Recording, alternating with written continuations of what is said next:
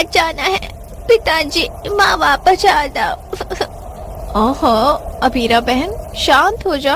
अगर तू ऐसे रोती रहेगी तो माँ पिताजी को बहुत बुरा लगेगा कि हम तेरा ख्याल नहीं रख पाए। नहीं नहीं नहीं, छोड़ो मुझे, छोड़ो। अरे अबीरा बहन मत रो। पल्लवी दीदी, अब हम कैसे रहेंगे माँ पिताजी के बिना? अरे बस बस, अरे तुम्हारे मम्मी पापा भगवान जी के पास चले गए। अगर तुम ऐसे ही रोती रहोगी तो उन्हें कितना बुरा लगेगा। आप ठीक कहते हैं काकी। भगवान, अब छोटी छोटी बच्चियों का क्या होगा? ये तो अनाथ हो गई हैं। कैसे ख्याल रखेंगी अपना? ऊपर से कड़कड़ाती ठंड, और खाना कैसे खाएंगी? देखो राजू भाई साहब, हम एक दो बार खिला सकते हैं, इनका ठेका थोड़े लेंगे। अंतिम संस्कार की विधि के बाद पांचों बेटियां अपनी टूटी फूटी झोपड़ी में आ जाती हैं, जहां अपने माँ पिता की यादों को देखकर वो रोने लगती हैं। तुम सबको याद है ये जगह, चूल्हे वाली? माँ कैसे हमें खाने के लिए पुकारती थी। अरे मेरी प्यारी प्यारी बच्चियों, जल्दी आ जाओ, देखो मैंने खाना बना दिया है, गरम गरम आलू भुजिया और रोटी। अरे ये जवाब क्यों नहीं दे रही? अभी तो यही थी। अच्छा, छुप गई है मुझसे, अभी बुलाती हूँ।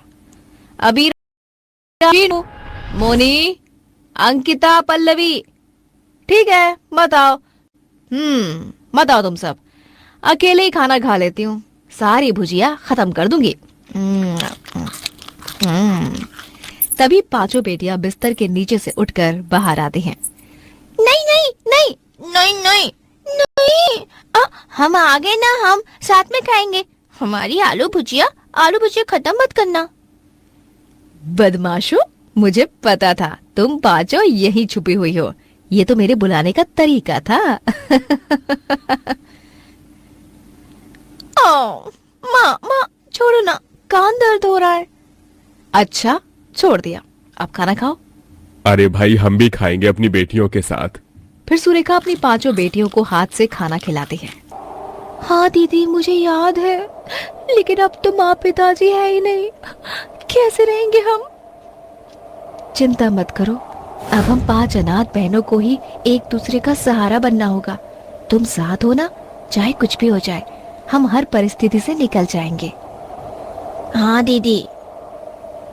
दीदी, ठंड लग रही है बहुत, और भूख भी लग रही है। हाँ दीदी, मुझे भी। मैं देखती हूँ घर में शायद कुछ रखा हुआ होगा। अंकिता खाने के बर्तन देखती है तो सारे खाली होते हैं, दाल चावल आटा कुछ नहीं था। पास कुछ भी नहीं है, सारे बर्तन डिब्बे खाली हैं। ओहो, अब क्या होगा? अरे बच्चों परेशान मत हो, ये लो मैं तुम्हारे लिए खाना लाई हूँ, खा लो। एक बात कान खोल कर सुन लो, रात को और खाना भिजवा दूंगी, लेकिन कल से मैं तुम्हें कोई खाना नहीं दूंगी। अपना इंतजाम खुद कर लेना। जी काकी। फिर बच्चे जैसे तैसे करके अंजनी का दिया हुआ खाना खा लेते हैं और रात को भी अंजनी खाना दे जाती है। फिर पांचों बेटियां अपने माँ बाप को याद करते करते रोते हुए ही सो जाती हैं। अगले दिन उन्हें बहुत भूख लगती है। अच्छू, दीदी पल्लवी दीदी, लात तो ना ठंड लगी थी मुझे जमीन पर। आप छप तो नहीं लगी क्या? लगी थी अबीरा, पर हम क्या कर सकते हैं, हमें ऐसे ही रहना पड़ेगा। हम सब आज खाना कैसे खाएंगे? मुझे ना कुछ खाने पीने का इंतजाम करना होगा। मैं सिग्नल पर जा रही हूँ, शायद भीख मांगकर कुछ मिल जाए। दीदी, मैं भी आपके साथ चलूंगी, और तुम तीनों यहीं रहो। अंकिता पल्लवी तीनों बहनों को छोड़कर सिग्नल पर चली जाती है, जहाँ अपनी फ्रॉक से गाड़ी साफ करके वो पैसे मांगते हैं तो दूसरी बहन भीख मांगती है। साहब साहब, मेरी छोटी बहन को भूख लगी है, कुछ पैसे दे दीजिए। अरे भागो, पता नहीं कहाँ कहाँ से भीख मांगने आ जाते हैं। साहब साहब, कुछ पैसे दे दीजिए, मेरी छोटी बहनों ने खाना नहीं खाया है। ये लो, गरीब कहीं के। वो आदमी 10 का नोट देकर चला जाता है। ऐसे ही दोनों बहन सिग्नल पर कुछ पैसे और फल इकट्ठा कर लेती हैं। वहीं दूसरी ओर तीनों बहनें भी कचरा बिन कर कचरे वाले को कचरा देकर बदले में कुछ पैसे ले आते हैं, जिससे खाने का जुगाड़ हो जाता है। फिर पांचों बहनें थोड़ा खाना खा लेती हैं। अरे तुम तीनों को तो मना किया था ना, और तुम लोग फिर भी बाहर चली गई, क्यों? दीदी, आप दोनों हमारे लिए मेहनत कर रही हैं, तो हमें भी करनी चाहिए ना। दीदी सोते समय बहुत ठंड लगती है, हमारे पास ना गर्म कपड़े हैं ना कंबल है, हमें कंबल भी खरीद लेना चाहिए। तू ठीक कहती है शीनू, हम रोज मेहनत करेंगे जिससे एक कंबल लाएंगे। 4-5 दिन यूं ही गुजरते हैं। 2 बहन सिग्नल पर गाड़ी साफ करके पैसे कमाती हैं, तो 3 बहन कचरा उठा उठा कर बदले में पैसे लाती हैं, जिन्हें इकट्ठा करने के बाद वो एक कंबल लाकर उसमें आराम से सोती हैं। पर जनवरी की कड़कड़ाती ठंड और उनकी टूटी फूटी झोपड़ी उन्हें कंबल से भी गर्माहट नहीं दे पाती है। आखिर 5 बेटियां किस तरह संघर्ष करने वाली थीं, जानने के लिए बने रहिए। माँ, दीदी, ठंड। हे भगवान, जब मुझे इतनी ठंड लग रही है तो इन चारों को कितनी लग रही होगी। इस कंबल से भी कुछ नहीं हो रहा है। दीदी, मेरी नींद खुल गई ठंड से। देखिए ना, बाहर की ठंडी हवा इन टूटी फूटी झोपड़ी से अंदर आ रही है। हमें पहले अपने घर को ठीक करना होगा। तो ठीक कह रही है, पर हम इसको ठीक कैसे करेंगे? और अभी तो मुश्किल है। दीदी, बोरी याद है? माँ ने कुछ बोरियों को इकट्ठा रखा है, उन्हीं बोरी से इस घर को ढक देंगे। वो बहुत मोटी होती है ना, गर्माहट भी देगी। हाँ, तो बिल्कुल ठीक कह रही है। अपने कंबल के ऊपर बोरी डाल देते हैं सुबह तक। फिर दोनों बहनें 5 बोरी लाकर अपने कंबल के ऊपर डाल देती हैं, जिससे वो रात में आराम से सो जाते हैं। पर अगले दिन दोनों बहन बोरी लगाने की कोशिश कर रही थी तो वो चिपक नहीं रही थी। ओफो, ये तो लग ही नहीं रही। अगर पिताजी होते तो अब तक जुगाड़ कर दिए होते। दीदी, ऐसी बोरी कैसे टिकेगी घर के ऊपर?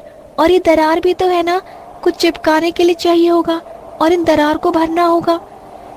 अरे दीदी, मेरे पास एक तरकीब है। गोबर और मिट्टी का घोल बनाकर इन दरार में भर देते हैं, बल्कि पूरे घर पर ही लगा देते हैं, जिससे मजबूत हो जाएगा। फिर बोरी चिपका देंगे। हाँ हाँ, ऐसा हो सकता है दीदी। तल लो, यही तल लो। तो लग जाओ काम पर, क्योंकि वैसे भी बहुत ठंड लग रही है। काम जल्दी करना होगा, वरना ये हल्की हल्की धूप भी चली जाएगी। फिर 5 बहन मिलकर गोबर और मिट्टी को इकट्ठा करके लेप बनाकर पूरे घर पर लगा देती हैं और फिर अपनी माँ की रखी हुई बोरियों को उन पर चिपका देती हैं, जिससे वो घर एक बोरी का घर बन जाता है। उसके अंदर जाकर 5 बहनों को बहुत अच्छा लगता है। अरे वाह दीदी, ये बहुत अच्छा घर लग रहा है हमारा, बाहर से भी और अंदर से भी। अब तो ठंड नहीं आएगी। हाँ दीदी, मुझे तो अभी से गर्माहट लग रही है। अब हमें ठंड से कोई परेशानी नहीं होगी। 5 बहन आपस में एक दूसरे के साथ खेलने लगती हैं। 5 अनाथ बहनों ने खुद को संभाल लिया था।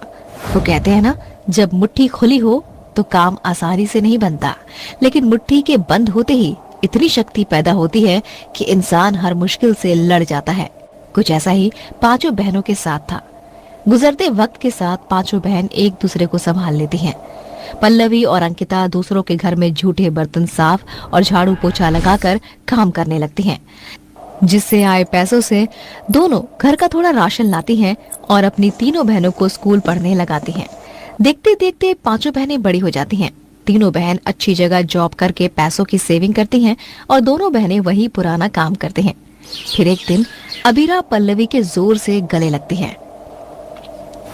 दीदी दीदी, हम तीनों एक खुशखबरी देना चाहती हैं आपको। अरे क्या बात है?